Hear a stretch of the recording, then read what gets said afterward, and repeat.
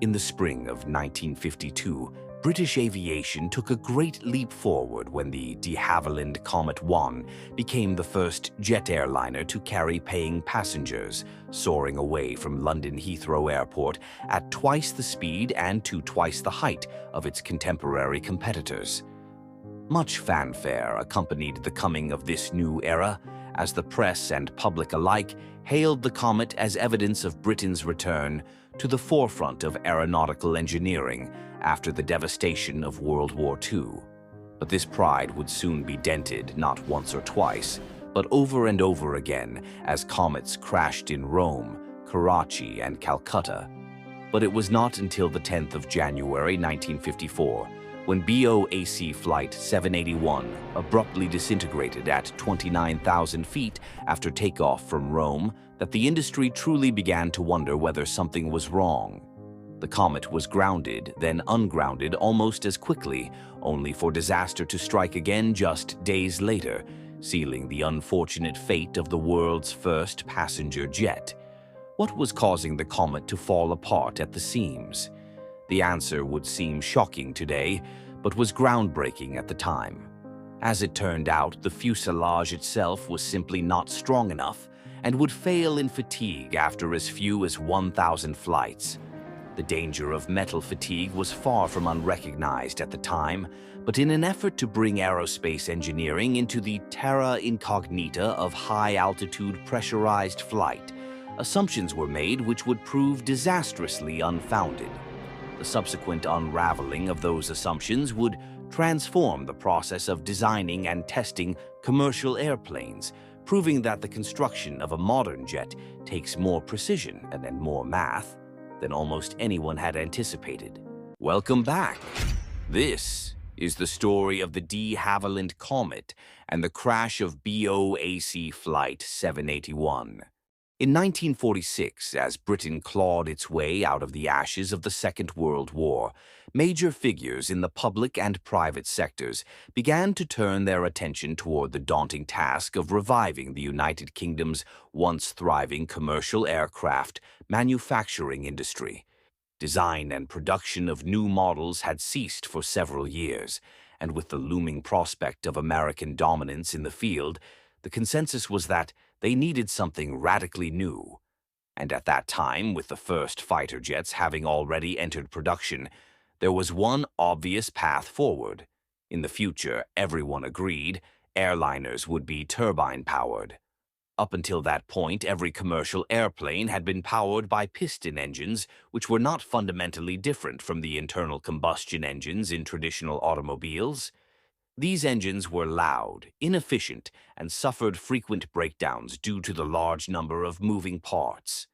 In contrast, some of the latest military aircraft, designed during the last stages of World War II, had been equipped with newly developed turbojet engines, which sucked in air through an intake, accelerated it through a series of turbine-driven compressors, and ejected it as exhaust to produce thrust. These engines were not the same as modern jet engines, which are turbofans rather than turbojets. The difference lies in the presence of a fan, which accelerates bypass air around the outside of the engine core to increase thrust. Turbofans had not yet been invented in the 1940s, and the turbojet engines then in use were quite primitive in comparison, with a narrow air intake leading directly to the compressor stages, without the characteristic fans that are now closely associated with the very concept of a jet engine. The idea of powering a commercial airplane using turbojets was novel but popular, and Britain was not the only country to propose such a design at around the same time. With competition looming, Britain's Ministry of Supply chose to invest heavily in an early proposal by a well-established manufacturer, the de Havilland Aircraft Company, which had gained experience with jet engines while developing the Vampire fighter jet. De Havilland was confident that they could apply what they had learned to the development of a new passenger airliner. Although jet engines promised to cut air travel times in half, they presented a number of then unexplored engineering challenges. One of the most significant issues was that jet engines are most efficient at very high altitudes above 30,000 feet, and efficiency drops precipitously closer to the ground, where the air is more dense and temperatures are higher.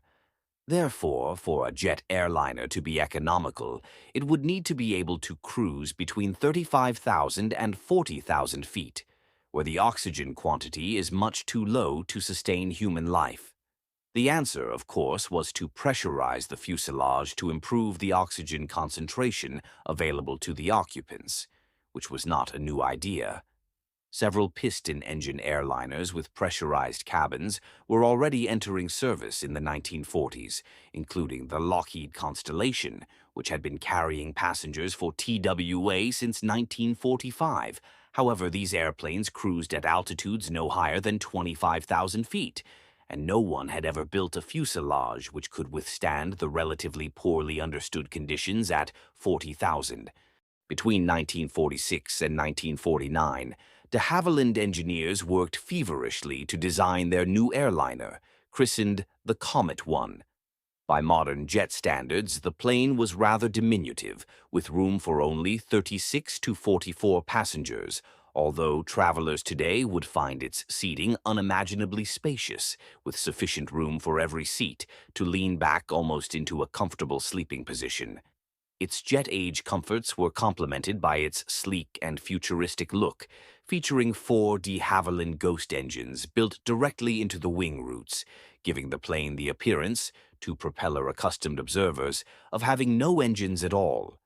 Supported by a firm order from the state-owned British Overseas Airways Corporation, or BOAC, the company was able to overcome numerous technical challenges, and the first prototype took to the air in July 1949, less than 3 years after development began in September 1946. Although this development appears lightning fast today, it was actually considered rather lengthy at the time. Still, some pressure was evident, and in fact, just 13 days after the Comet's first flight, Avro Canada conducted a successful test flight of its own jet airliner, nicknamed the Jetliner. Although this aircraft helped popularize the term jetliner to refer to all jet-powered airliners, it would never enter production. The Comet project, by contrast, was moving full steam ahead. One of the engineering challenges faced and thought to be overcome during the development of the Comet was the question of how to design a fuselage that could withstand the repeated application of pressurization loads at 40,000 feet. At that altitude, the difference in pressure inside and outside the cabin would result in a continuous load of about 8.25 pounds per square inch, or 569 hectopascals, to the fuselage skin. Simultaneously, however, this fuselage skin needed to be thinner than on previous aircraft for reasons of weight economy. The Comet's thirsty turbojet engines and low fuel capacity already limited its maximum service range, and any increase in weight would restrict this range even further, making the aircraft uneconomical to operate. A thin skin combined with high pressurization loads meant that de Havilland needed to pay special attention to 2 safety margins: the ability of the fuselage to withstand an overpressure event, and its ability to withstand repeated applications of normal pressurization loads over thousands of flights. Today, these questions would be fairly straightforward to answer, but at the time they required extensive testing of the proposed materials, namely aluminum, in order to clear up some unknowns about its behavior under such loads. At the time, there were few regulations governing the design of pressurized fuselages, but one of the provisions which did exist called for a fuselage to be able to withstand a pressure load about 1.33 times the maximum load expected in flight. De Havilland went one further, pressurizing a ground-based test fuselage to twice the expected load, or 2P, about 30 times, followed by pressurization to about 1.33P, a further 2,000 times. Even after this brutal testing regime, no defects in the skin were observed. The question of the skin's behavior under repeated loads was much less certain. The main concern was metal fatigue, or the slow breakdown of a metal component as a load is repeatedly added and removed. This weakening of the metal leads to cracks which grow progressively longer with every cycle until the normal operating load exceeds the ultimate strength of the material, resulting in its failure. In terms of dealing with metal fatigue of the fuselage, designers of early pressurized airliners generally took one of two approaches: the fail-safe approach or the safe life approach. The fail-safe approach to fuselage design held that the lifespan of the fuselage was indeterminate, so long as it was possible to detect and repair fatigue cracks in a timely manner, and as long as a fatigue failure of the fuselage would not result in the loss of the airplane. All airliners today are designed under this principle, and it has been the standard since the Boeing 707 entered service in 1958. But this technique adds weight and complexity due to the need for internal stops that divert crack growth. Because the designers of the Comet had such poor weight and performance margins to work with, this method was rejected in favor of the safe life approach. Under a safe life approach, there were no redundancies in the event of a fatigue failure of the fuselage, but the plane itself would come with a fixed service life limit, expressed in terms of number of flights, which was comfortably beneath the minimum probable time to fatigue failure. In the case of the Comet, de Havilland built the aircraft with an expected operating life of 10 years and 10,000 flights, which was considered plenty at the time, although it would be pitifully little today. By contrast, the expected service life of the Boeing 737-200, which entered service in 1968, was 20 years and 75,000 flights, with additional use possible given diligent maintenance, thanks to the fail-safe design principle. In 1949, there was no requirement that a manufacturer actually test a representative pressurized fuselage to determine its fatigue life, and the normal approach was to simply over-engineer the skin so as to preclude any likelihood of failure within the proposed service life. This had worked adequately on non-pressurized airliners because their fuselages were subject to much less cyclical loading. But for a pressurized fuselage where premature breakdown was a serious concern, there seemed to be no easy solution. Research at the time had already shown that the minimum and maximum times to fatigue failure in nominally identical aluminum components could be separated by as much an order of magnitude, meaning that it was hard to find the lower bound by empirically testing any reasonable number of fuselages. The only solution was to use math to prove that the skin was so strong as to permit no possibility of fatigue cracking within its planned service life. In practice, this meant determining the location of highest stress within the fuselage and ensuring that the maximum in-service stress at that location was sufficiently far below the ultimate strength of the material. This method took advantage of an inherent engineering property of metal, namely the fact that there is a correlation between the rate of fatigue of the metal and the ratio of its operating stress to its ultimate strength. The ultimate strength of a material is the maximum load that it can withstand before failing. Through the progressive introduction of cracks, metal fatigue slowly reduces this ultimate strength until it drops below the normal operating load, resulting in a catastrophic failure. If the ultimate strength is much higher than the operating load, then fatigue will develop slowly, and conversely, an operating load close to the ultimate strength will result in rapid fatigue. Therefore, this ratio can be used as a convenient stand-in for estimating the fatigue life, and a particular target ratio, its exact value depends on the material, can be used as a benchmark to ensure that the fatigue life is long enough.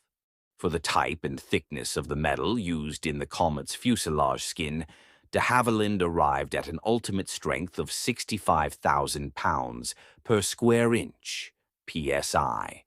The next question, then, concerned the location on the fuselage which would be subjected to the most stress during normal operation. Unless a pressure vessel is a perfect unbroken sphere, the distribution of stress will not be uniform, because stress tends to build up in places where a load must travel around a discontinuity, such as a corner, a hole, or a defect. This phenomenon is called stress concentration, and the sharper the angle around which the stress must travel, the greater that concentration will be. You probably observe this phenomenon yourself every time you open a plastic package. Ripping into the package can be quite difficult unless you use scissors to make a small cut first, in which case the material will tear easily.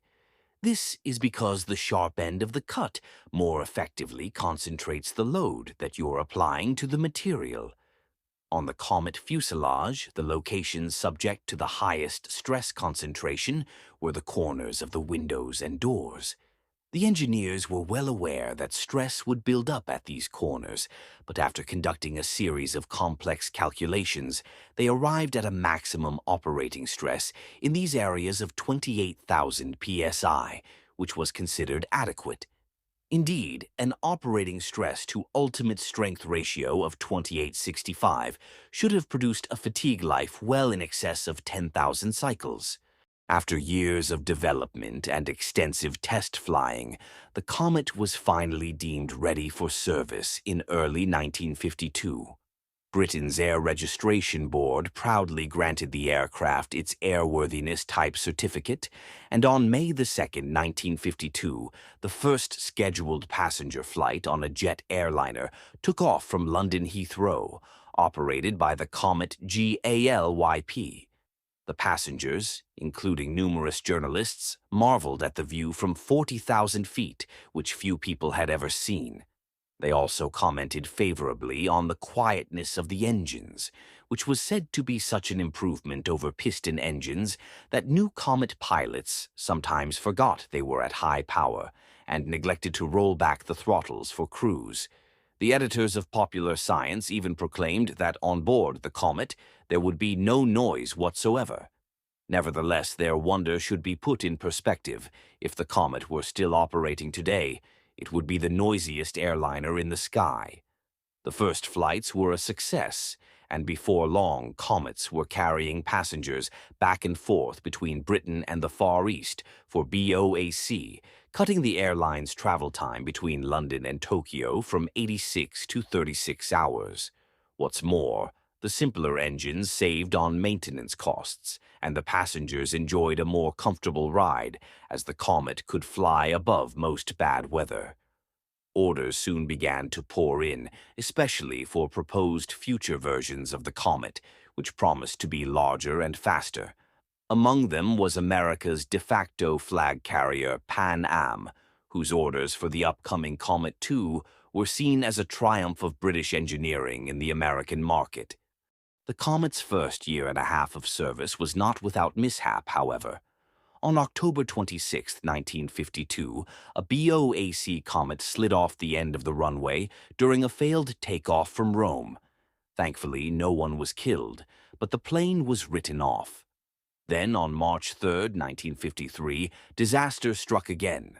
As a brand-new Comet, bound for Canadian Pacific Airlines, departed Karachi, Pakistan during its initial delivery flight, the plane failed to become airborne and crashed in flames off the end of the runway, killing all 11 crew and support staff on board, including several de Havilland engineers. Disturbed by the crash, Canadian Pacific immediately canceled its remaining orders. The causes of both crashes were similar.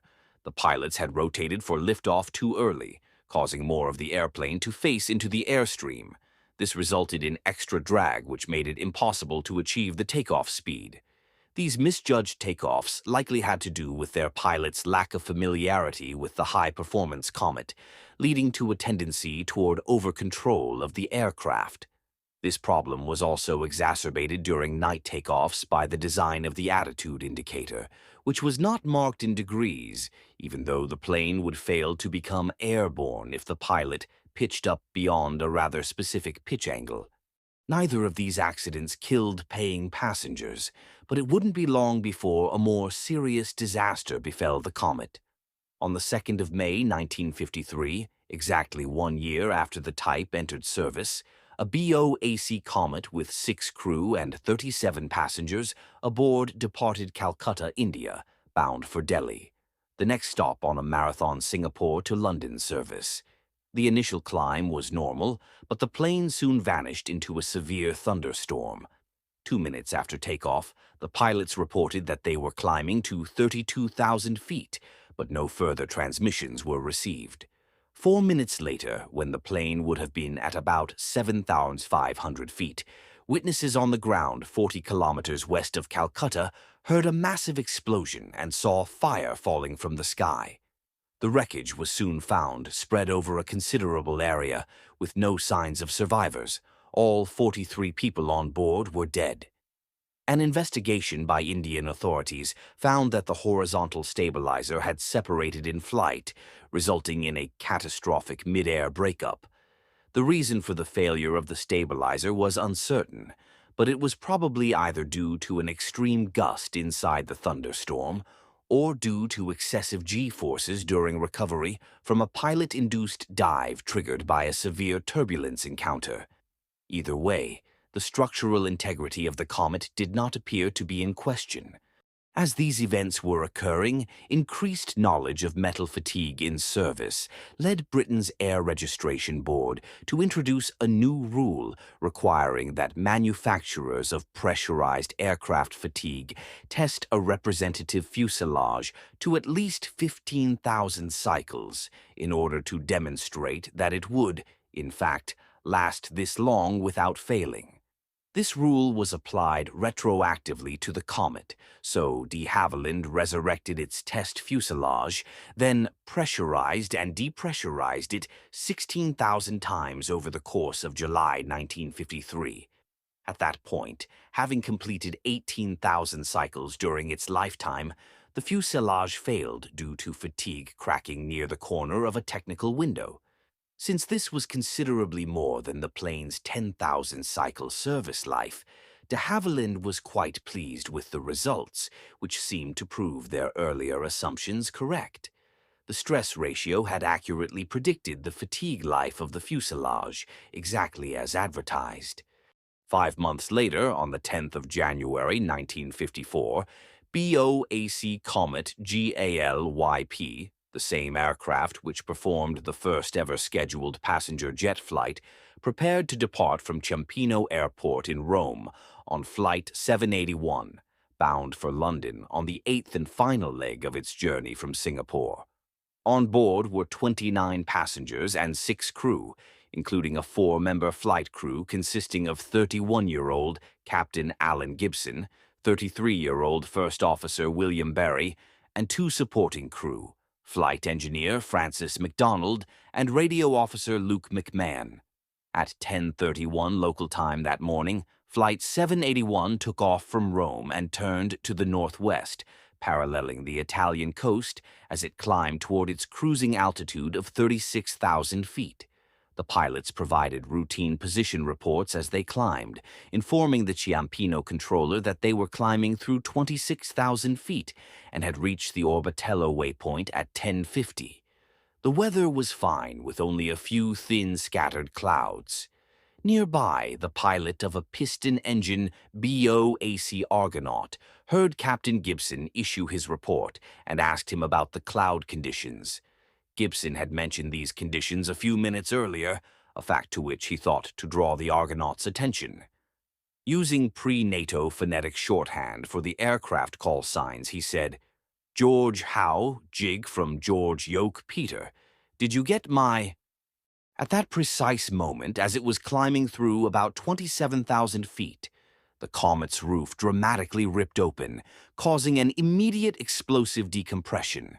The force of the blast ripped passenger seats out of the floor and dashed their unbelted occupants against the airframe and each other, instantly killing numerous people. In the blink of an eye, the fatally compromised aircraft structure disintegrated utterly, the rear section folding away at the aft wing spar, followed by the forward section a split second later.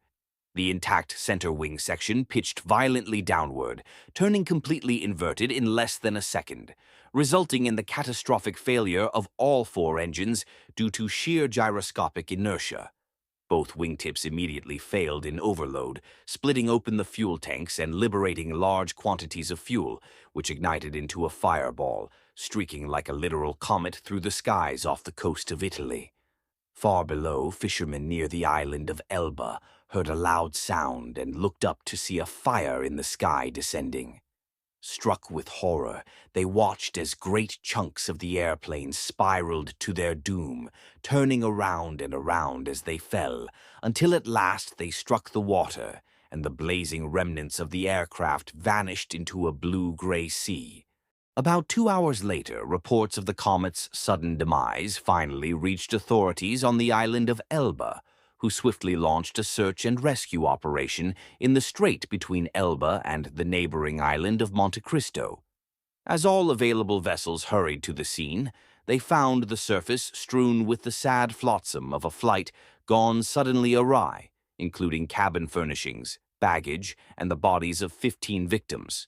No survivors were found, and all 35 people on board were soon presumed dead, the remainder having sunk with the aircraft to the bottom of the sea. In both London and Rome, aviation authorities quickly maneuvered to respond to the crash, launching a major investigation.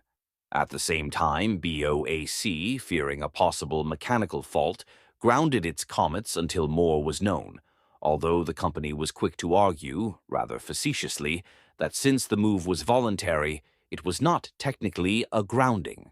Several other comet operators followed suit, although at least one, the Royal Canadian Air Force, kept its planes in the air. Others, meanwhile, speculated quite openly that the crash was no accident, but the result of a bomb. After all, why else would such an esteemed aircraft simply explode without warning? As the inquiry got underway, Italian authorities, who had jurisdiction under international law, elected to hand the reins over to Britain, which possessed more expansive expertise, facilities, and access to witnesses. The Royal Navy was ordered to collect as much debris as possible, with the response to the crash placed in the hands of Admiral Louis Mountbatten, 1st Earl Mountbatten of Burma and great-uncle of King Charles III.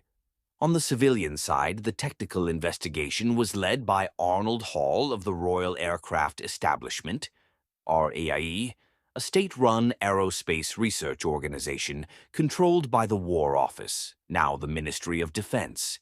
He would later be joined by the Honorable Lord Cohen, a judge who would be tasked with overseeing the public inquiry and making a ruling as to the cause. Meanwhile, an emergency meeting was held between representatives of BOAC de Havilland and the Air Registration Board, your ARB, in order to list possible causes of the crash and find actions which could be taken to preclude their recurrence. With the airplane having fallen into the sea, at a time when underwater recovery was in its infancy, there was doubt that the cause would ever be found, and BOAC couldn't keep its comets on the ground forever because of a single mysterious crash. At the same time, however, it would be imprudent to release them once more for service without modification. The ARB agreed, and a list of potential problems was drawn up, including such disparate causes as control surface flutter, control system failure, structural overload due to turbulence, fatigue of the structure, explosive decompression by overpressure, and engine fire. Several dozen modifications were then proposed in order to address any vulnerability in these areas, which de Havilland's engineers could envision, hoping that this spatter technique might incidentally address the defect which caused the crash, even if the wreckage was not recovered.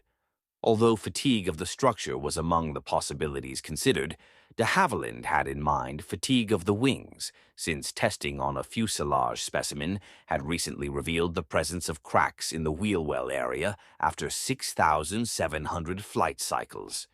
The ill-fated Comet GALYP had crashed on only its 1,290th flight, but with only one sample of the phenomenon, the length of time to fatigue was still essentially unknown, and the issue could not be ruled out as a potential cause.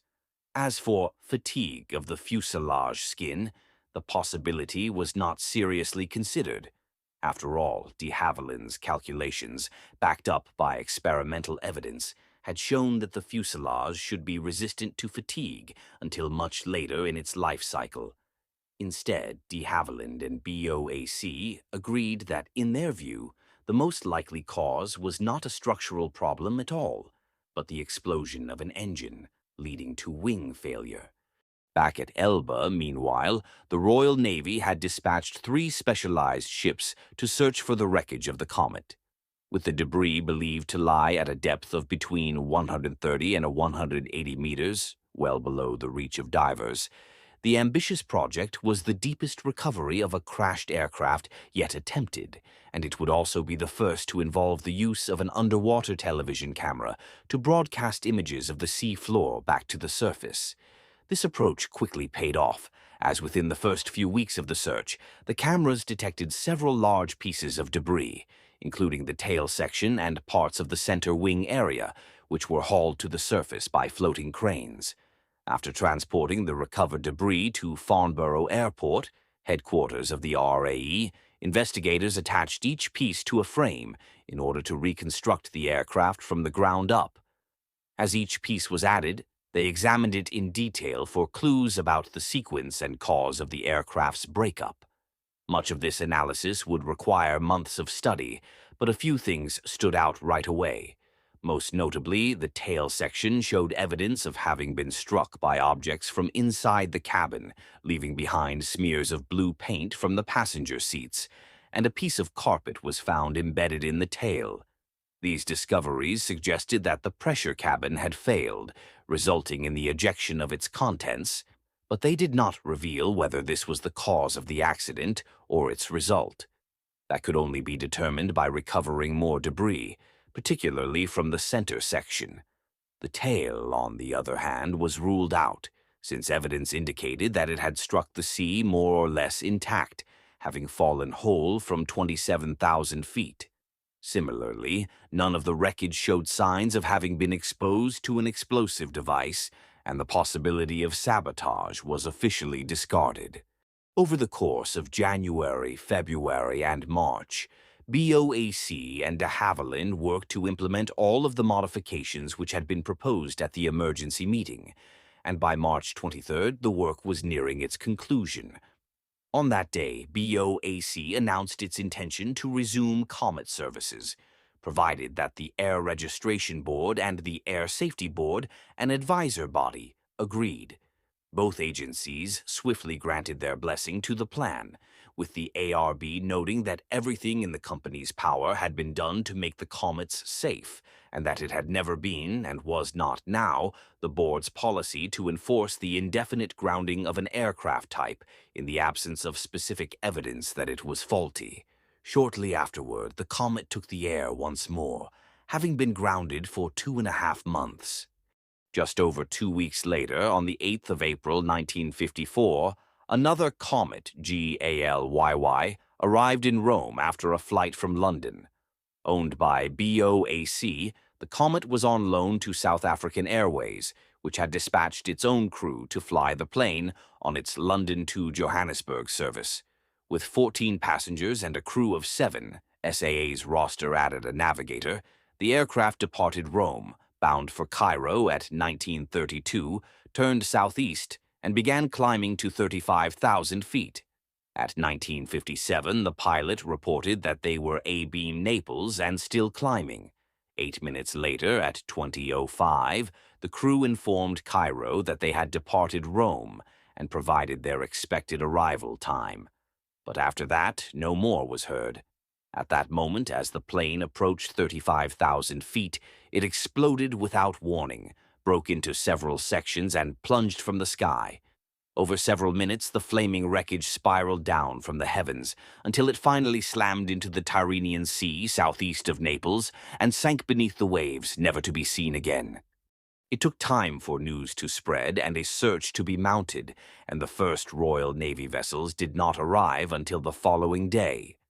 Upon reaching the scene, they found a few items of light, floating debris, the bodies of 6 victims, and a few personal effects, including a letter whose author had apparently been interrupted mid-composition. However, the rest of the wreckage and human remains had sunk to a depth between 950 and 1,060 meters, which was too deep to recover with the technology available in 1954. It was nevertheless apparent that whatever brought down South African Airways Flight 201 was probably similar or even the same as the culprit behind BOAC Flight 781.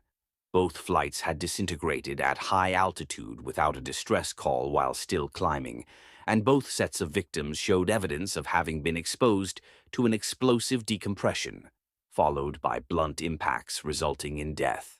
In light of these similarities, it was decided that the investigation into the crash of GALYY should be subsumed into the existing investigation into the loss of GALYP, and that a common cause would be presumed.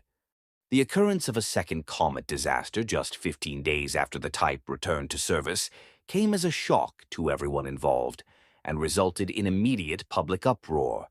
The ARB swiftly moved to revoke the comet's type certificate, forcing all operators around the world to ground the aircraft until further notice.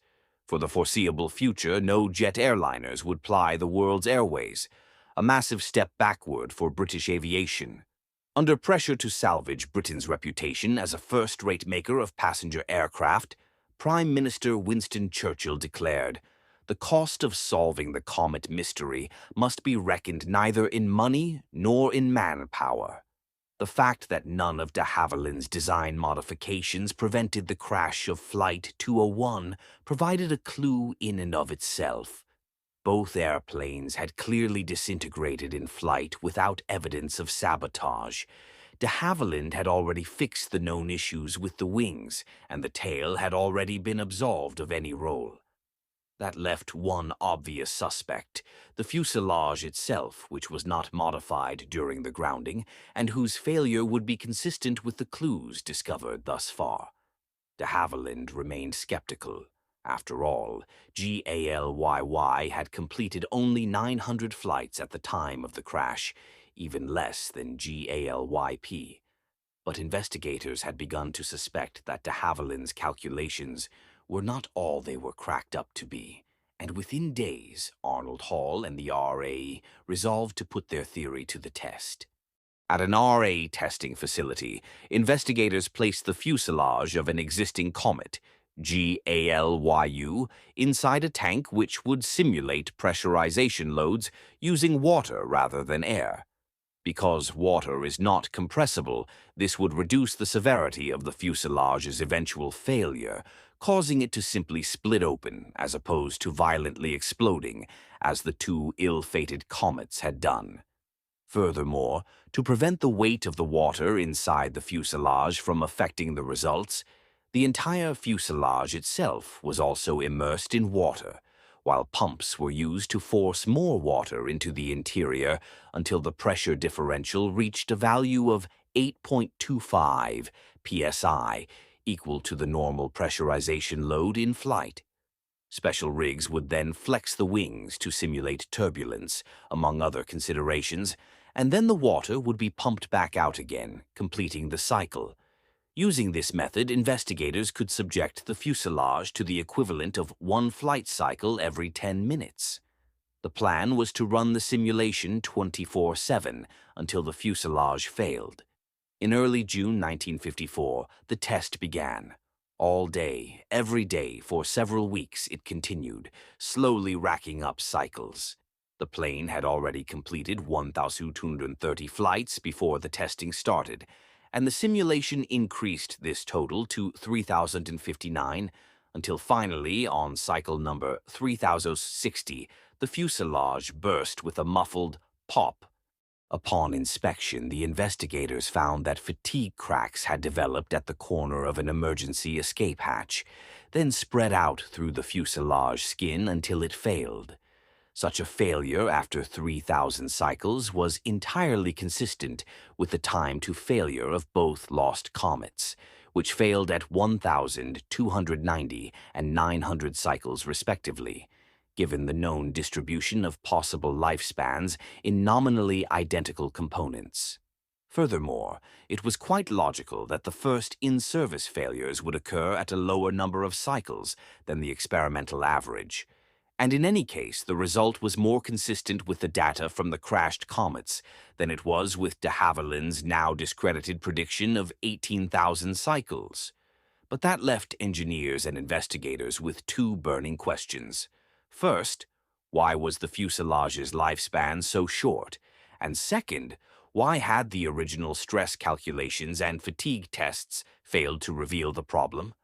One potential vulnerability in the stress calculations was their level of precision.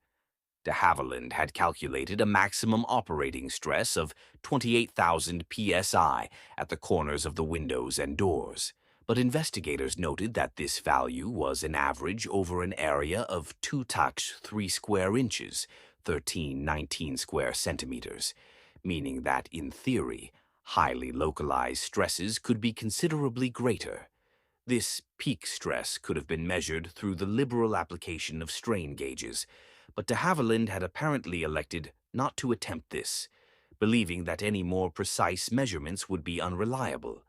Nevertheless, investigators measured it anyway, and from these data they calculated a localized peak stress at the window corners of up to 45,000 psi under normal pressurization conditions.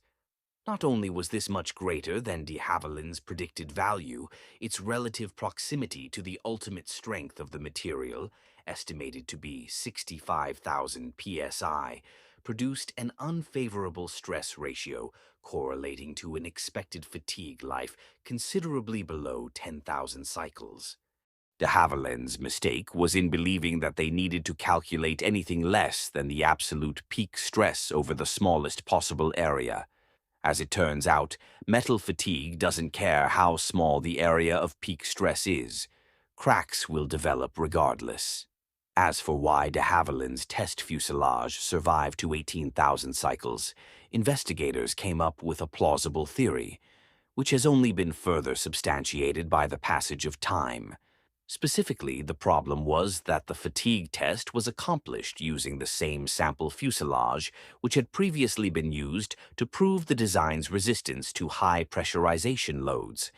The 30 tests to a pressure of 2 p, followed by 2,000 more tests to a value somewhat above p, p being 8.25 psi, inadvertently subjected this airframe to a metalworking technique designed to improve the lifespan of a product. By stressing the material to close to its ultimate strength prior to its entry into service, a technique known as cold working, the tests caused plastic deformations of the fuselage skin in the areas subjected to peak stress. This deformation actually relieved the stress in these areas to the point that the fatigue life of the fuselage was substantially increased, allowing it to reach 18,000 cycles before failing.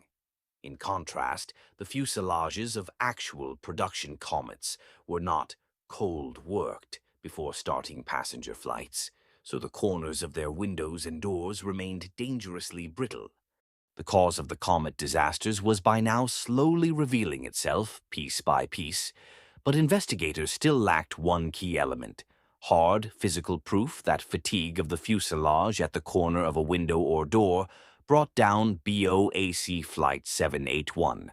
By August 1954, some 70% of the aircraft had been recovered, and the sequence of its breakup was starting to become clear, with all signs pointing toward an initiating failure near the top of the center fuselage. However, this part of the skin had yet to be found. In an effort to locate it, investigators ordered the systematic trawling of the seabed across an ever-expanding area around the main point of impact, recovering anything that could be swept up in the trawler nets.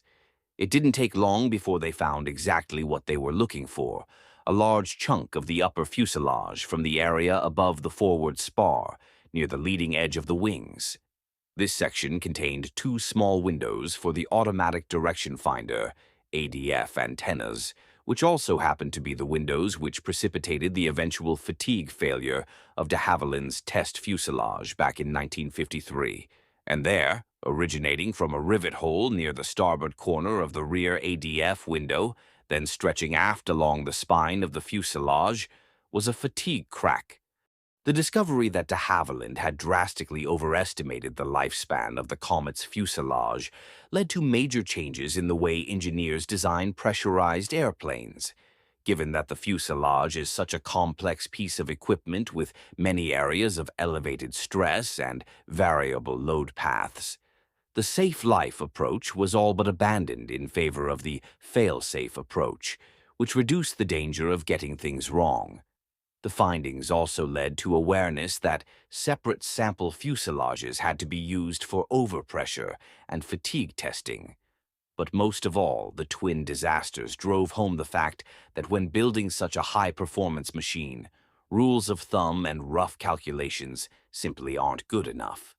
A manufacturer must calculate the distribution of stress with a great degree of precision, and all load paths through the skin must be carefully predicted, mapped, and analyzed.